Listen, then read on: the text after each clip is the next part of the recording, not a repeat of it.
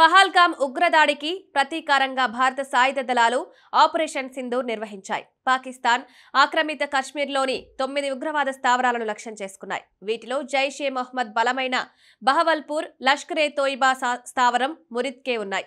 బహవల్పూర్లో జరిగిన వైమానిక దాడుల్లో జైషే మొహమ్మద్ చీఫ్ మసూద్ అజార్ కుటుంబ సభ్యులు 10 మంది మరణించారు. మృతుల్లో అతని సోదరి కూడా ఉన్నారు. అందుబాటులో ఉన్న సమాచారం ప్రకారం తెల్లవారుజామున జరిగిన దాడుల్లో మరిచిన వారిలో అజార్ బావమర్ది కూడా ఉన్నారు. ఈ దాడి తర్వాత మసూద్ అజార్ ఒక ప్రకటన విడుదల చేశారు. నా కుటుంబంలో 10 మంది సభ్యులు మరణించారు. 5గురు అమాయక పిల్లలు జన్నతుల్ ఫిర్దౌస్ పువ్వులుగా మారారు. నా అక్క సాహిబా నా ప్రాణం కంటే ప్రియమైంది. ఆమె భర్త నా మేనల్లుడు అలీం ఫాజిల్, అతని భార్య ప్రియమైన మేనకోడలు ఆలం ఫాజిలా, మేనల్లుడు అతని భార్య అల్లాకు ప్రియమైన వారు అయ్యారు అని మసూద్ పేర్కొన్నారు.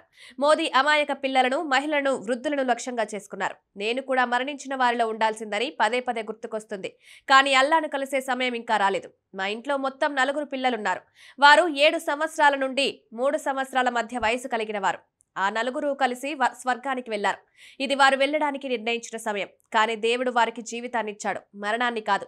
ఇప్పుడు మోదీ నిరంకుశత్వం అన్ని మార్గాలను విచ్ఛిన్నం చేసింది. ఇప్పుడు ఎవరు అక్కడ దయను ఆశించకూడదు అని ప్రకటనలో తెలిపాడు. కాగా భారత సాయుధ దళాలు పాకిస్తాన్ ఆక్రమిత కాశ్మీర్లో ఆపరేషన్ సింధూర్ చేపట్టాయి. పిఓకేలోని 9 ఉగ్రవాద లక్ష్యాలపై సాయుధ దళాలు క్షిపణి దాడులు చేశాయి. వీటిలో జైషే మహమ్మద్ బలమైన బహవల్పూర్, మురిడ్కేలోని లష్కరే తోయిబా స్థావరం ఉన్నాయి.